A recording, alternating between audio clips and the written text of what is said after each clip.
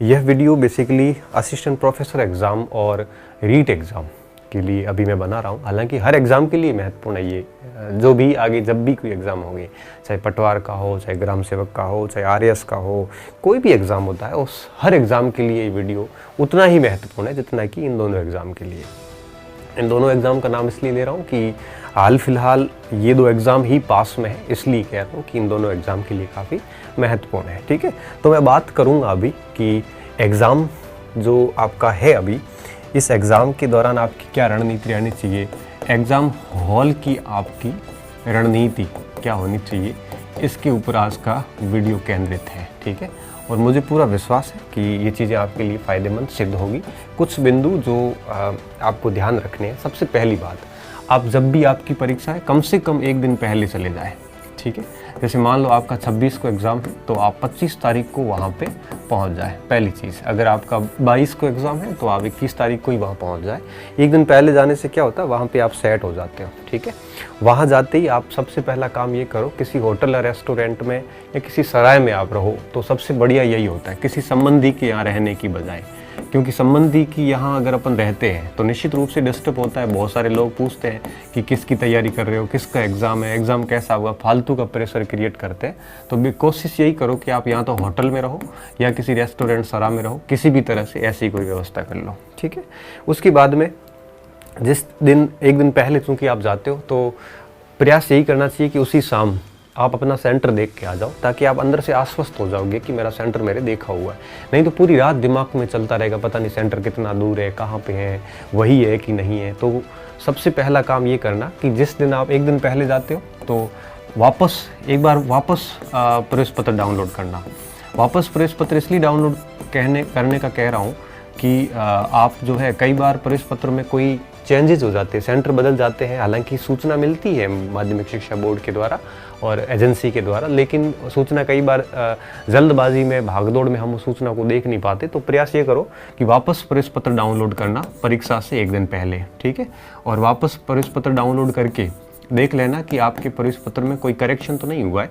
अगर कोई करेक्शन हुआ है तो पुनः प्रिंट करवा देना, नहीं तो आपको प्रिंट करवाने की ज़रूरत नहीं है। वापस प्रवेश पत्र डाउनलोड करो और एग्ज़ाम से एक दिन पहले आप अपना जो परीक्षा केंद्र है वो देख के आश्वस्त हो जाओ। ठीक है, केंद्र देख लो आप, ताकि आप आश्वस्त हो जाओगे कि हाँ ठीक है, मैंने केंद्र देख लिया है।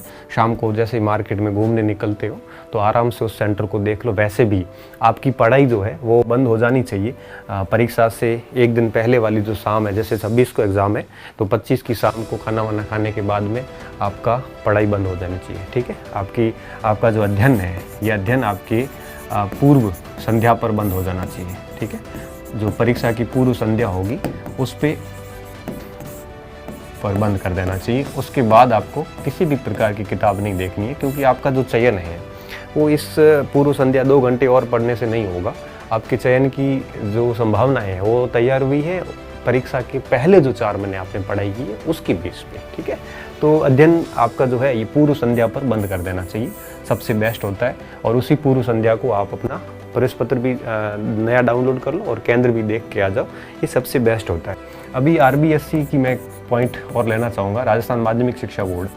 तो इसने क्या किया है, अभी एक हेल्पलाइन जारी करी है और वेबसाइट का लिंक जारी किया है, जिसमें आप अपने प्रवेश पत्र में संशोधन कर सकते हैं। जो करेक्शन हुए हैं देने हैं तो आप करेक्शन कर सकते हो। किसी के एड्रेस, खुद का एड्रेस गलत आया, किसी का नाम गलत आया, किसी का डेट ऑफ बर्थ गलत छपी है, तो वो सारे आरबीएससी की अभी वेबसाइट जारी की, अभी नोटिफिकेशन जारी किया, मैं टेलीग्राम पे शेयर कर लूँगा। आप उसमें संशोधन कर सकते हैं और संशोधन के बाद आप अपना एक जो भी है वो संशोधन कर लोगे तो थोड़ा सा ठीक महसूस करोगे। तो ये हो गया। उसके बाद में रात को आराम से अच्छे से हल्का खाना खाओ। हल्का खाना ज़रूरी है, क्योंकि कई बार हम बहुत ज़्यादा हार्ड खाना खा लेते हैं तो फिर पचता नहीं, रात को नींद नहीं आती, दूसरे दिन सुबह भी अच्छे से फ्रेश नहीं हो पाते, बहुत सारी दिक्कतें आ जाती हैं। तो एक लाइट हल्का खाना जो है, ऐसा नहीं हो वहाँ की दबा के 8-10 रोटियाँ खा ली और वहाँ जाके सो लिए कि होटल में फ्री मिल रहा है, फुल डाइट थाली ले ली है कि भाई 50 रुपये फुल डाइट है तो दबा के खा लेते हैं 10 एक रोटी, कोई फ़र्क नहीं पड़ेगा। हल्का खाना, लाइट खाना, हल्का खाना खा लेना और उसके बाद में आप कोशिश करो कि गाने वाने सुन के आराम से सो जाओ। ठीक है, इससे क्या होगा कि माइंड रिलैक्स हो जाएगा। और नींद नहीं आती तो डीप ब्रीथिंग करिए, गहरी सांस लीजिए आराम से और नींद आ जाएगी। फिर सुबह टाइम पे उठ जाइए। सुबह आपको कम से कम 5-6 बजे उठ जाना चाहिए और प्रातः जल्दी उठने के बाद आप जो है वो आपके नहा धो के तैयार हो जाओ। प्रातः जल्दी उठो, जल्दी उठ के आप नहा धो के तैयार हो जाओ। उसके बाद में हल्का सा नाश्ता कर लीजिए और हल्का नाश्ता पोहे वगैरह जो भी आपको कुछ मिलते हैं तो हल्का नाश्ता कर लो। और नाश्ता करने के बाद में बाई टेम्पू वगैरह जो भी व्हीकल मिलता है 1 घंटे पहले एग्ज़ाम सेंटर पे चले जाओ, कम से कम 1 घंटे पहले। 9 बजे एग्ज़ाम है तो आप एनी हाउ 8 बजे वहाँ पहुँच जाओ। अपने होटल के रूम से 1.5 घंटा पहले निकल जाओ बाहर, ताकि आप टाइम पे वहाँ पे पहुँच जाओगे, ठीक है। और जब एग्ज़ाम सेंटर पहुँच जाते हो वहाँ पे 1 घंटा पूर्व 100% कोशिश यही करो कि आप 1 घंटे पूर्व जो है वो पहुँच जाए वहाँ पे, ठीक है, 1 घंटे पूर्व। इसके साथ साथ में आपको एक अपना आईडी कार्ड ले जाना है और ठीक है, आईडी कार्ड में आप आधार कार्ड है या वोटर कार्ड है, एक जो भी है 2-3 आईडी कार्ड साथ में रख लो। क्या पता है किसी में नाम में करेक्शन होता है, कई बार डेट ऑफ बर्थ में करेक्शन होती है, तो 1-2 आईडी कार्ड साथ में रख लो। साथ साथ में आप अपना प्रवेश पत्र जो है इसकी 1 कॉपी 2 कॉपी जो भी है साथ में रख लो। प्रवेश पत्र के बाद में साथ में आप 2 से 3 अपने पासपोर्ट साइज़ फ़ोटो, ऐसा नहीं है कि पासपोर्ट साइज़ फ़ोटो वही रखो जो मतलब उसमें चिपका हुआ है, कोई भी लेटेस्ट फ़ोटो जो है वो पासपोर्ट फ़ोटो पास में रख लो। इसके अलावा आपकी 1-2 पेन वगैरह जो भी है वो पेन 2 पेन ले लो साथ में, 1-2 कलर की ले लो, रेड कलर की ले लो, 1 ब्लैक कलर की ले लो, 2-3 पेन साथ में ले लो। इसके अलावा जो भी माध्यमिक शिक्षा बोर्ड ने गाइडलाइन जारी करी है कि कौन से घड़ी वगैरह ये चीज़ें मेरे हिसाब से मना की हुई है, पानी की बोतल वगैरह अलाउ होती है तो पानी की बोतल भी साथ में ले लो। तो कहने का मतलब है कि सरकार ने जो गाइडलाइन दी है वो गाइडलाइन पूर्ण रूप से फॉलो करनी है, हमारे लिए फ़ायदेमंद होती है, ताकि किसी भी प्रकार की ऐसे अवांछित गतिविधियां ना हो। तो पूरी सरकार की गाइडलाइन का पालन करते हुए सुबह जल्दी उठ के और ये सारी चीज़ें आश्वस्त हो जाइए कि सारी चीज़ें मेरे साथ हो गई है और उसके बाद है वो वहाँ से रवाना हो जाए। हम देखते हैं कई बार एग्ज़ाम में जाने के बाद कोई प्रवेश पत्र नहीं ले आता, कोई लेट पहुँचता है, भागता हुआ आता है, कोई आपके प्रवेश पत्र किसी दूसरे का लेके आ जाता है, कई बार कोई आईडी कार्ड नहीं लाता है। इस बार आईडी कार्ड वगैरह ऐसी गलती करोगे एग्ज़ाम देने नहीं देंगे, आपकी 1 साल की तैयारी पूरी ख़राब हो जाएगी, ठीक है। कई बार कोई फ़ोटो नहीं लेके आता, फिर भागते हैं बाहर स्टूडियो में फ़ोटो खिंचवाने जाते हैं, कोई पेन नहीं ले आता। तो मतलब ऐसी छोटी छोटी अगर आप गलतियां करोगे तो आपकी पूरी तैयारी बर्बाद हो जाएगी। इसलिए कोशिश करना कि सुबह जल्दी उठने के बाद सबसे पहला अपना ये किट जो है ये रात को ही तैयार कर लो। मैं जब भी परीक्षा देने जाता था रात को ही एक किट तैयार कर लेता था कि मुझे सुबह एग्ज़ाम हॉल में क्या क्या ले जाना है, ये रात को तैयार कर लेता था। रात को सोने से पहले सारे तैयार करके और टेबल पे जहाँ पे रख लेता था, फिर सुबह उठ के सारे वापस देखता था, बिल्कुल टिक करके, हाँ आईडी कार्ड हो गया, प्रवेश पत्र हो गया, फ़ोटोज़ हो गए, पेन हो गई, पानी की बोतल हो गई, ये सारी चीज़ें हो गई। मैंने मेरे पैसे ले लिए, मेरा पर्स जो है पर्स में कुछ भी नहीं, खाली पैसे वगैरह वो ले लिए और ये सारी चीज़ें ले ली और मैं निकल गया, ठीक है। तो इसको अच्छे से रखना है साथ में। और इसकी एक हार्ड कॉपी, अच्छा मोबाइल वगैरह है तो साथ में ले जाओगे तो वहाँ सेंटर पे जमा करने की व्यवस्था भी होती है, वो आप अपने स्तर पे देख लोगे तो किसी भी प्रकार की दिक्कत नहीं है। अब आप वहाँ पे परीक्षा सेंटर पे पहुँच गए इन चीज़ों के साथ में। जब आप 1 घंटा पहले पहुँचोगे तो सबसे पहली चीज़ आप क्या ध्यान रखोगे वहाँ पे जो आपको सबसे पहली चीज़ ये ध्यान रखनी है कि किसी से कोई बहस ना करें। बहस या अनावश्यक वार्तालाप जो होते हैं किसी से नहीं करें, दूर जाके खड़े हो जाए कहीं पर भी, ठीक है। कहीं सेंटर से गेट के सामने कहीं पर दूर जाके खड़े हो जाए। ऐसे ना ढूंढे कि वो मेरा दोस्त है, वो ये है, कोई फालतू रीट के कंटेंट पे वगैरह पे किसी भी प्रकार की चर्चा न करें।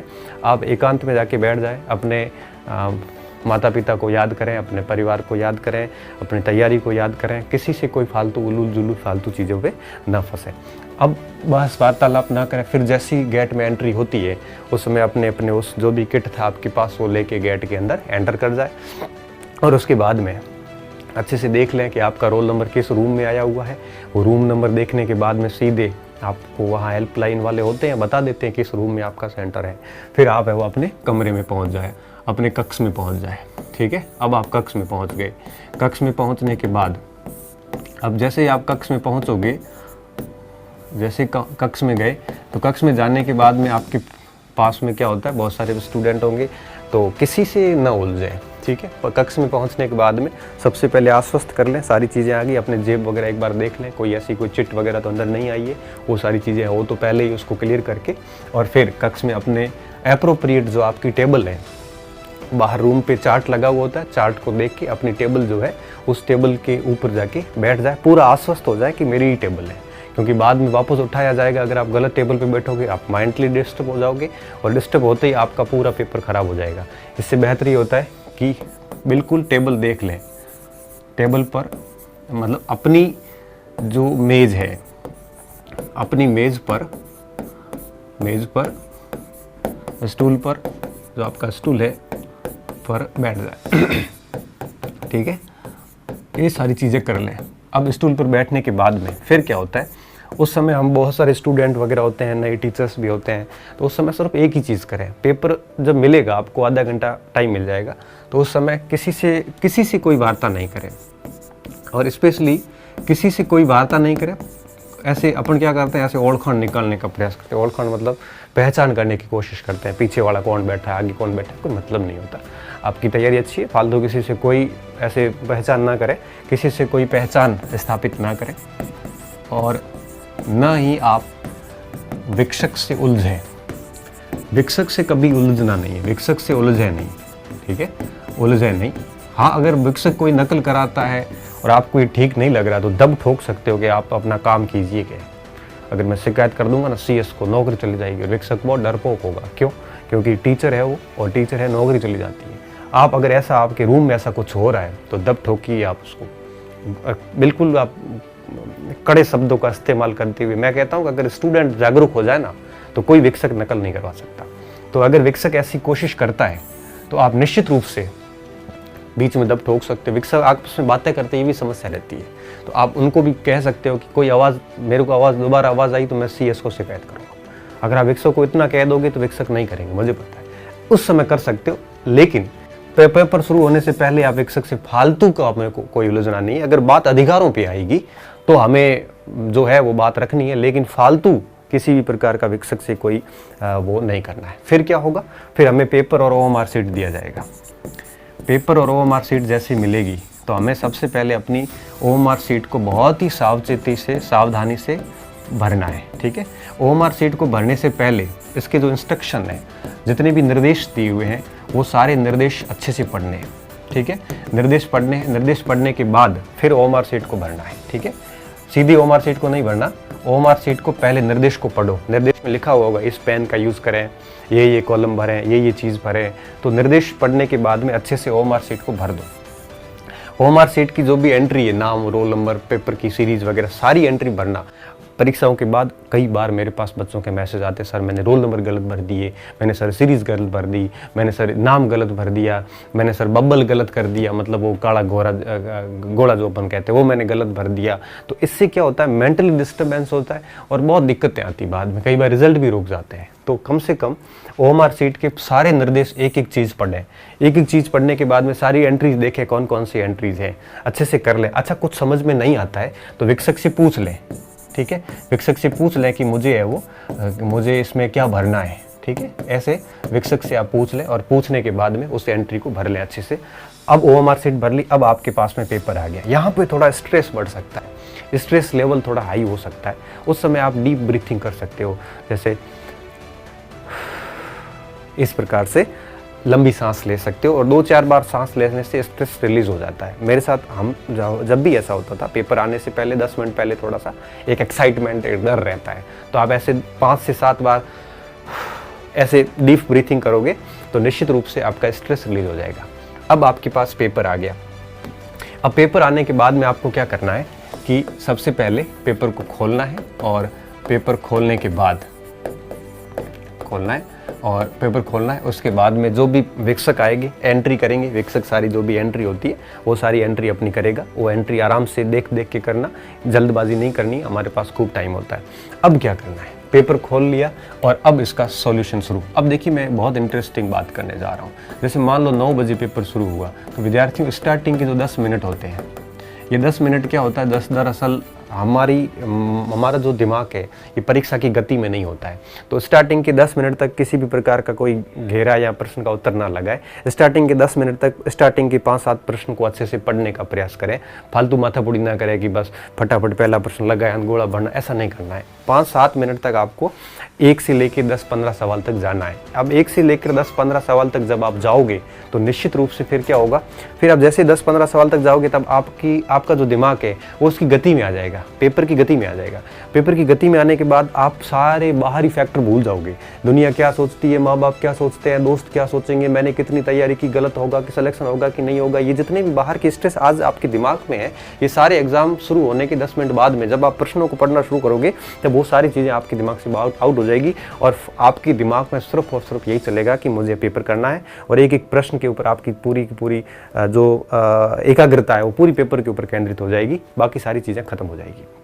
एक चीज़ मैं बतानी भूल रहा हूँ यहाँ पे, आज से नकल कराने के जो प्रयास है ये मत करना। नकल के प्रयास मतलब विक्षक लगाने, ड्यूटी लगानी, चीटिंग करनी, ये सारी चीज़ें करोगे तो आपका दिमाग 2.5-3 घंटे का जो भी पेपर है 3 घंटे उस नकल में पड़ा रहेगा। आपकी तैयारी जिस लेवल के आप हो, जिस लायक आप हो, उतना आपको नहीं मिलेगा।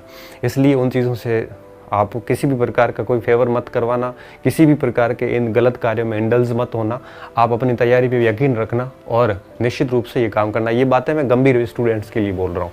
फिर क्या करना है, 10 मिनट तक प्रश्न देखने के बाद में फिर वापस पहले प्रश्न पे आना, फर्स्ट प्रश्न पे आना, ठीक है। अब आपकी बात आती है यहाँ पे कि सर मुझे कौन से भाग पहले करने हैं, कौन से भाग बाद में करने हैं। अब पेपर मैनेजमेंट का काम शुरू होता है। अब आपका पेपर शुरू हो चुका है, बेल बज चुकी है, पेपर स्टार्ट हो चुका है। घड़ी आपके पास होगी नहीं, घड़ी दीवार पे लगी हुई होगी और पूरा ध्यान रखना, आप पूरा बांट के रखना कि मुझे किस भाग को कितने कितने लगभग टाइम देना है। अब मामला शुरू करना, कोशिश ये करना, जैसे मान लो कि जैसे आपका जो भाग अच्छा है, जैसे रीड की मैं बात करूँ, किसी की हिंदी अच्छी है, किसी की संस्कृत अच्छी है, तो सबसे पहले संस्कृत ले लो, ठीक है। जैसे किसी की हिंदी अच्छी है तो हिंदी ले लो, अगर किसी की अंग्रेज़ी अच्छी है तो इंग्लिश ले लो, अगर इसकी सोशल साइंस अच्छी है, SST अच्छी है, SST ले लो। तो जनरली ऐसे सब्जेक्ट पहले ले लो जो आपका बहुत अच्छा है, कॉन्फिडेंट हो आप।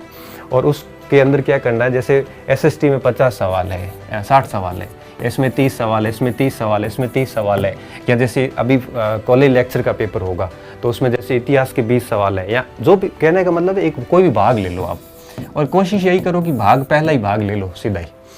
रीट वगैरह में थोड़ा ध्यान रखना पड़ता है, कॉलेज में तो आप कोई भी भाग उठा लो वाली। रीट में फ़र्क पड़ता है क्योंकि कई बार साइकोलॉजी पहले लेके बैठ जाते हैं तो दिमाग पूरा इधर उधर डावाडोल हो जाता है।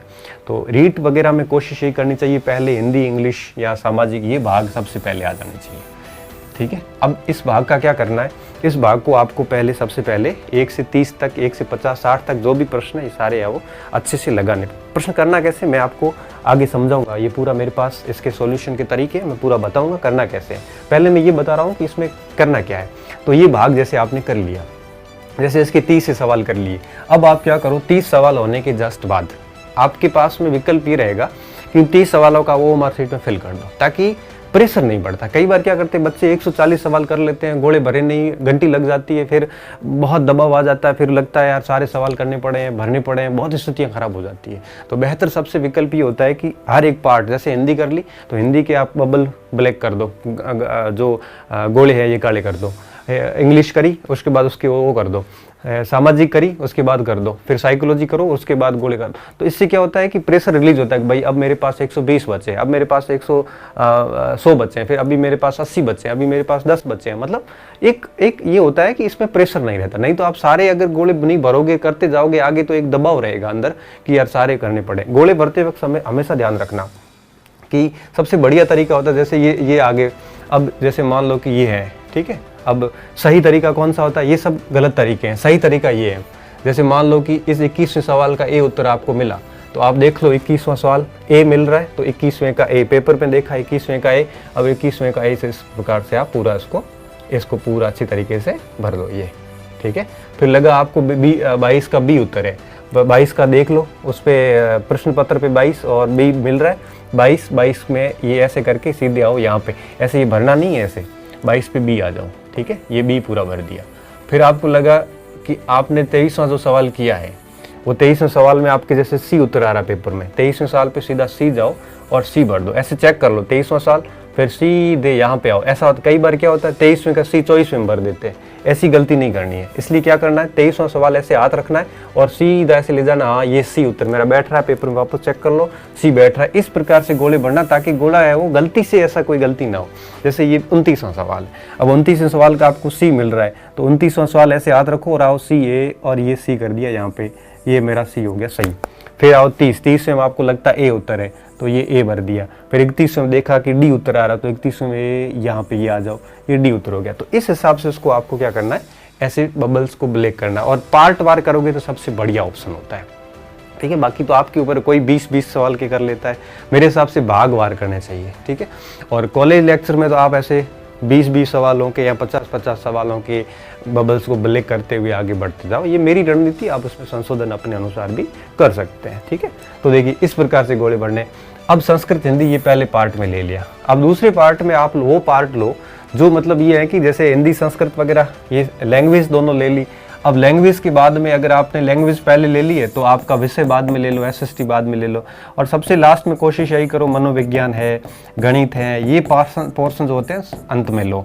अच्छा, कोशिश ये भी करो कि यहाँ पे जैसे संस्कृत की 30 सवाल लिए, 1 2 3 4 ऐसे, ठीक है, ऐसे सवाल लिए।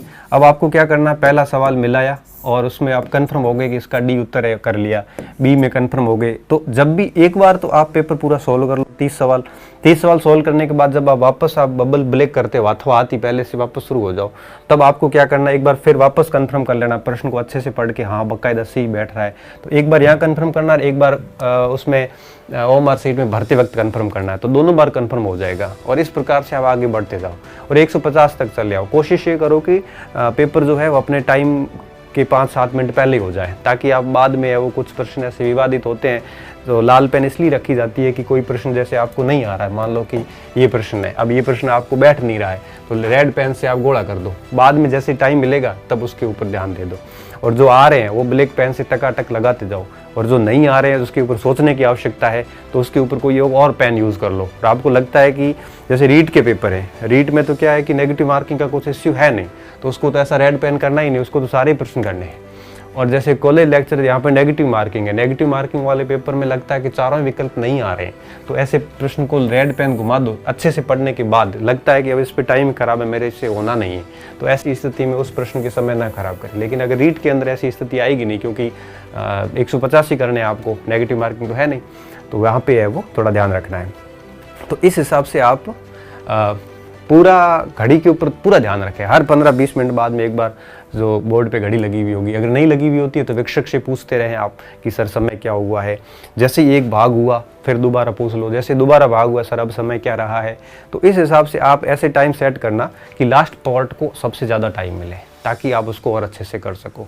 तो सबसे बेस्ट ऑप्शन यही होता है कि आप पार्ट वार करते जाओ। जैसे आपने मान लो संस्कृत कर दी सबसे पहले, अब आपने जैसे इसको मान लो 20 मिनट में निपटा दिया, ठीक है।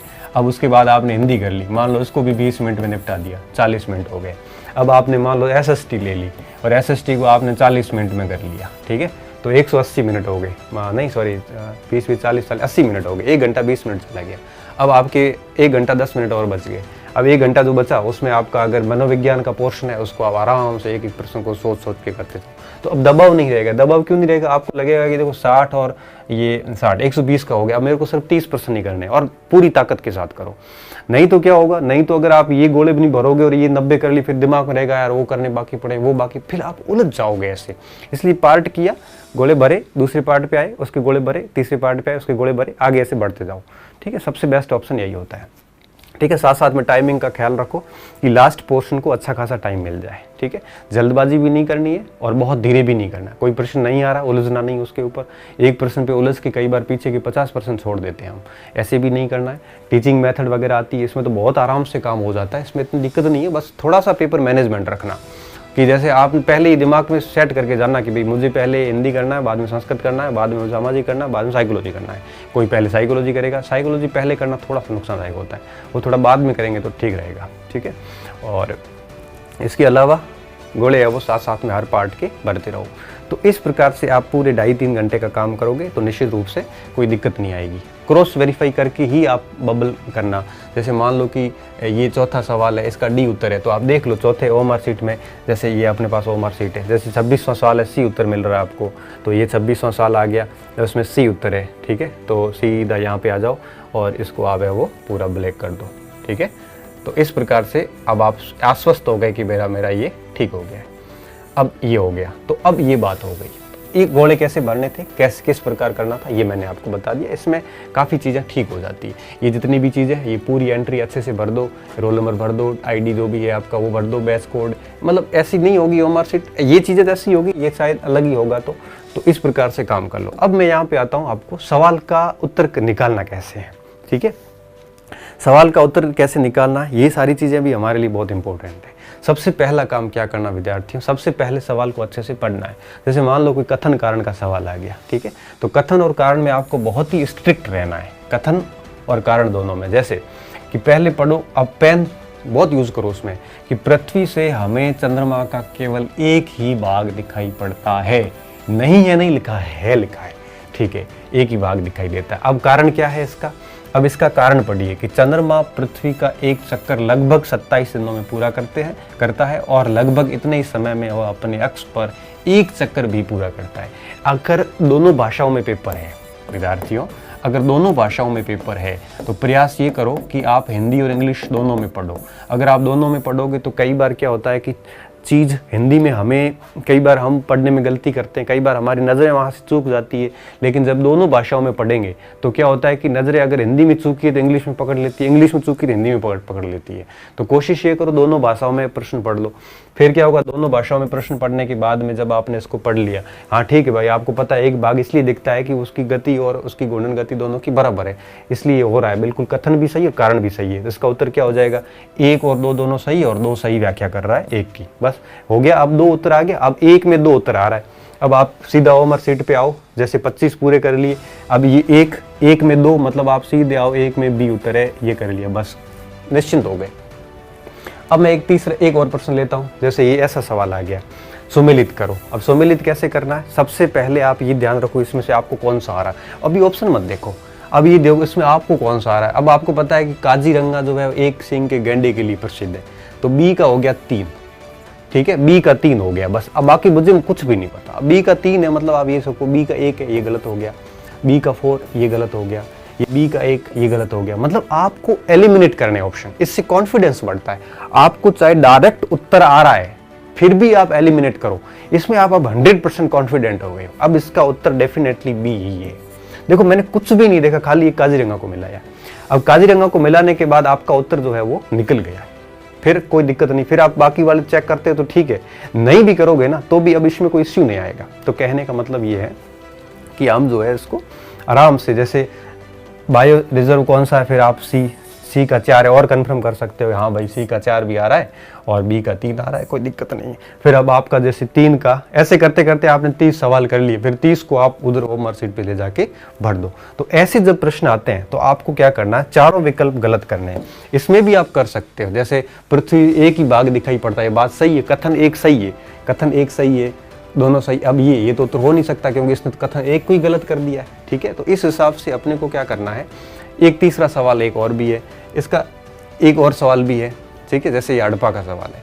अब इसमें आपको सम्मिलित करना है, ठीक है। अब कैसे सम्मिलित करोगे, जैसे जुता हुआ खेत है, बहुत सभी को अच्छे से पता है कि कालीबंगा से मिला है, तो जिसमें 2 फसलें बोई गई थी वगैरह वगैरह। अब सी का 4 उत्तर मिल गया, ठीक है, अब सी का 4 मिल गया। अब सी का 4 मतलब ये हुआ कि जैसे ये सी ऑप्शन है, मतलब स ऑप्शन है। अब स का 4 सिर्फ एक जगह मिल रहा है, मतलब ये 3 उत्तर हो ही नहीं सकते, तो सीधा उत्तर मिल गया 1 2 4 3। मतलब अब आप सोचिए कि कुछ भी नहीं किया अभी तक, ठीक है, मेरे हिसाब से ऐसी है, हाँ ठीक है। अब कहने का, अब जैसे लोथल है, अब इसको और क्रॉस वेरीफाई कर लो, ये गोदीवाड़ा लोथल से मिला है तो बी का 2, अब ये बी का 2 हो गया, देखो ये कन्फर्म हो रहे हैं। फिर देखिए आप समाधान हड़प्पा से मिले, ये भी ठीक है, नर्तकी की मूर्ति मोहनजोदड़ो से मिली, ये भी ठीक है, अब कंफर्म हो गया।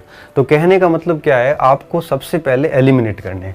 हर ऑप्शन को अगर आप एलिमिनेट करोगे तो निश्चित रूप से आप कॉन्फिडेंट हो जाओगे और आपका कॉन्फिडेंस बढ़ता जाएगा। जैसे अब ये इतिहास का एक और सवाल है सूफीवाद के संबंध में, ठीक है। अब इसमें मेरे को मान लो कि ज़्यादा ऑप्शन नहीं आ रहे हैं, मैं देखता हूँ कोई एक आधा ऑप्शन जो मुझे आ रहा हो। सबसे पहला जैसे ये कि औरंगजेब शेख सलीम चिश्ती का समकालीन था। अब सलीम चिश्ती के नाम से जहांगीर का नाम सलीम पड़ा था, अब जहांगीर अकबर का बेटा, इसका मतलब ये इसके समकालीन तो नहीं था, मतलब तीसरा ऑप्शन तो डेफिनेटली गलत है। अपने को क्या निकालना है, सही। ऐसा जो सही है नहीं है उसके ऊपर आप गोला कर दो। अब औरंगजेब शेख सलीम 3 नंबर गलत है, मतलब ये गलत हो गया, ये भी गलत हो गया, ठीक है। अब अपने पास बचा है 2, 1 2 और 2 4, मतलब 2 ऑप्शन तो बिल्कुल सही है, क्योंकि अब जो भी उत्तर होगा 2 तो सही बैठेगा। अब बिना पढ़े ही अपन 2 ऑप्शन को जो है वो सही कर सकते हैं। अब आओ 1 और चौथे के ऊपर। ऐसे प्रश्न सारे करने हैं, ऐसे प्रश्न सारे करने हैं। क्यों? क्योंकि 2 ऑप्शन में अगर कोई रिस्क रहती है तो हमें करना ही है उसको वो सवाल। देखिए अब चौथा ऑप्शन क्या कहता है कि भारत में सूफियों की कादरी श्रृंखला जो है ये नियमतुल्लाह की है और मोहम्मद जिलानी की। बहुत सरल पॉइंट है ये। तो दूसरा और चौथा दोनों सही बैठ रहे हैं, ठीक है। मान लो आपको ये नहीं पता तो पहला ट्राई करो कि शेख अहमद सरहिंदी इब्राहिम लोदी के समकालीन थे। मान लो ये भी नहीं पता है। अब आपके सामने टेंशन ये होगी कि आपको केवल एक ऑप्शन पता है, वो है आपकी तीसरा गलत है, मतलब आपको चौथा या पहले में उत्तर। अब ऐसी स्थिति में क्या किया जाए? तो ऐसी स्थिति जब आती है तो निश्चित रूप से फिर क्या होता है, फिर आपको रिस्क लेनी पड़ती है। और रिस्क में जनरली क्या होता है कि भाई कादरी पद्धति ये दोनों लोगों के नाम में तो ये ठीक हो सकता है, तो इस हिसाब से किया जा सकता है। तो मेरा कहने का मतलब ये कि आपको हर प्रश्न इस मेथड से करना है, एलिमिनेट करना है। और जितना आप एलिमिनेट करोगे तो एलिमिनेट करने से आपका अंदर से कॉन्फिडेंस बूस्ट हो जाएगा कि भाई ये विकल्प नहीं हो सकता।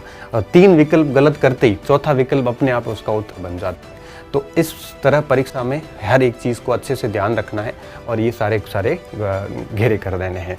तो कहने का मतलब ये था कि इन चीज़ों का आप ध्यान रखोगे अच्छी तरीके से तो निश्चित रूप से पेपर बढ़िया हो जाएगा। और मैं सिर्फ इतना ही कहूँगा आपको कि हर प्रश्न पर आपको 100% देना है। हर सवाल को, कोई सरल सवाल को सरल नहीं समझना है। चाहे वो भारत की राजधानी पूछें तो भी अगर भारत की राजधानी आ जाए, दिल्ली, मैंगलोर, कलकत्ता, मुंबई, तो भी आपको चारों ऑप्शन में से 3 डिलीट करके लास्ट में कहना हाँ दिल्ली सही है। और ऐसे 30 सवाल हो गए तो उसके बाद एक पार्ट पूरा होती है, उसके बबल जो है वो ब्लैक कर दो अच्छी तरीके से। तो इस प्रकार से परीक्षा के ख़त्म होने से 5-10 मिनट पहले ये सारी चीज़ें कर लो। फिर 15-20 मिनट लास्ट में अगर शेष बचते हैं तो विवादित प्रश्न जो है आपको लगता है इसके ऊपर और डिस्कस करना चाहिए, उसको और देख लो और वो गोले भर दो, ठीक है। अगर आपको लगता है कि ठीक ठाक है तो ऐसी रिस्क लेनी भी चाहिए, क्योंकि बिना रिस्क के कोई काम नहीं होता, ठीक है। चारों ही ऑप्शन नहीं आ रहे हैं और नेगेटिव मार्किंग है तो आपको ऐसे प्रश्न नहीं करने हैं, क्योंकि फिर वो प्रश्न निश्चित रूप से टफ प्रश्न है और सभी के लिए वो काम का नहीं है। अगर आपको 3 ऑप्शन नहीं आ रहे, 1 ऑप्शन आ रहा है तो ऐसी रिस्क भी नहीं लेनी चाहिए। लेकिन अगर आपको परफेक्ट आ रहा वो तो करना ही है, और जिसमें अगर 2 ऑप्शन में कन्फ्यूजन है वो भी पूरे करने, और जहाँ नेगेटिव मार्किंग नहीं वहाँ तो पूरे 150 के 150 करने हैं। और सबसे बड़ी बात विद्यार्थियों कि कोई भी माइंड सेट के साथ मत जाना कि मुझे 120 करने या 130 करने।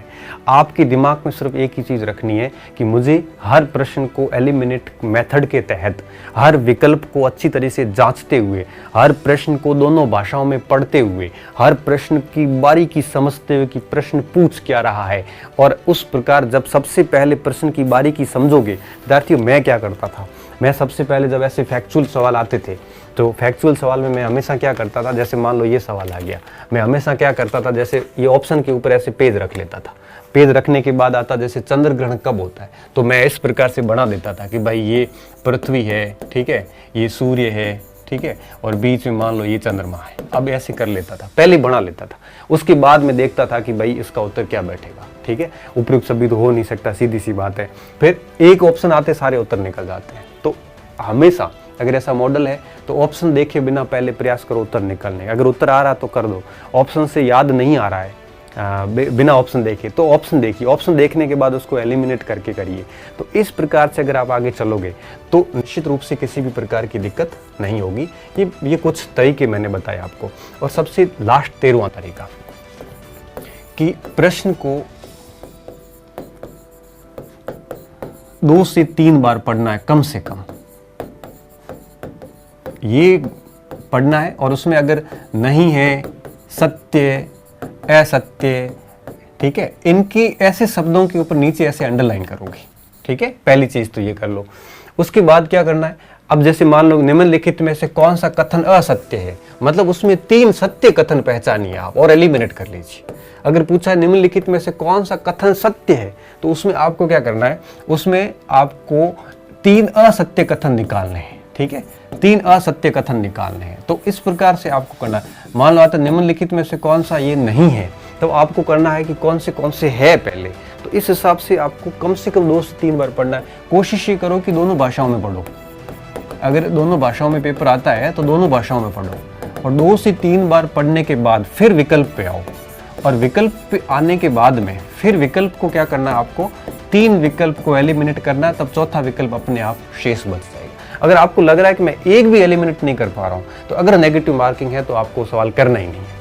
ठीक है, तो ये कुछ बातें थी। फिर ओएमआर शीट ले ली जाएगी, उसके बाद में ओएमआर शीट लेने के बाद में पेपर और अपना किट लेके वापस आ जाओ आराम से। फिर की चेक करो वगैरह, और की जब चेक करो तो न्यूनतम आंकड़ा तय करो कि भाई इससे कम नहीं आ सकते। हम लोग क्या करते हैं, मैक्सिमम करते हैं। मैक्सिमम कैसे करते हैं, किसी की ने माना इसका बी उत्तर अपना ठीक बैठ रहा है, हमने मान लिया। किसी ने कहा इसका बी नहीं है, इसका डी उत्तर है, हम जो सही माना उसको काउंट करते जाते हैं, जिसने गलत माना उसको काउंट नहीं करते। ऐसे करके हम अधिकतम स्कोर तय कर लेते हैं, फिर उतना स्कोर आता नहीं, फिर बदनाम होते हैं। इससे अच्छा है कि आप अपना मिनिमम स्कोर तय करना कि इससे कम नहीं हो सकते, बढ़ेंगे तो अच्छी बात ही है। ठीक है, और इस हिसाब से आप ये काम करना। मेरी शुभकामनाएं आपके साथ है। उम्मीद कर रहा हूँ आपका पेपर बहुत अच्छा होगा, और अपने इष्ट पे, अपने माता पिता पे, अपनी तैयारी पे विश्वास रखते हुए आप जो है वो एग्ज़ाम दीजिए, और वापस अब पेपर सॉल्यूशन के साथ मिलेंगे। तब तक के लिए आप है वो अपनी पढ़ाई कीजिए, और पेपर होने के बाद में सॉल्यूशन लेने के लिए हम वापस आपसे मुखातिब होंगे। और मैं भगवान से कामना करूँगा, ईश्वर से प्रार्थना करूँगा कि आप जो है वो इस परीक्षा में, इस ऋण में जो मैदान है, इसमें जो है आप सफल हो, और आपकी सफलता जो है वो एक प्रकार से एक गरिमामय सफलता हो। तो निश्चित रूप से मुझे बहुत अच्छा लगेगा, क्योंकि आपकी सफलता ही हम शिक्षकों के लिए एक प्रकार से प्रेरणा का काम करती है। ठीक है, तो ये बातें थी। उम्मीद कर रहा हूँ कि ये वीडियो आपके लिए निश्चित रूप से फ़ायदेमंद सिद्ध होगा। ठीक है, तो एक दो शब्द मुझे याद आ रहे थे कि मंजिलें भी ज़िद्दी हैं, राहें भी ज़िद्दी हैं। मंजिलें भी ज़िद्दी हैं, राहें भी ज़िद्दी हैं, देखना है होता है क्या कल, आखिर हौसले भी ज़िद्दी हैं। मंजिलें भी ज़िद्दी हैं, राहें भी ज़िद्दी हैं, देखना है कल होता है क्या, आखिर हौसले भी ज़िद्दी हैं। बहुत बहुत धन्यवाद विद्यार्थियों, अच्छे रहिए, मस्त रहिए, और अच्छे से पेपर करके आइए। मेरी शुभकामनाएं आपके साथ हैं।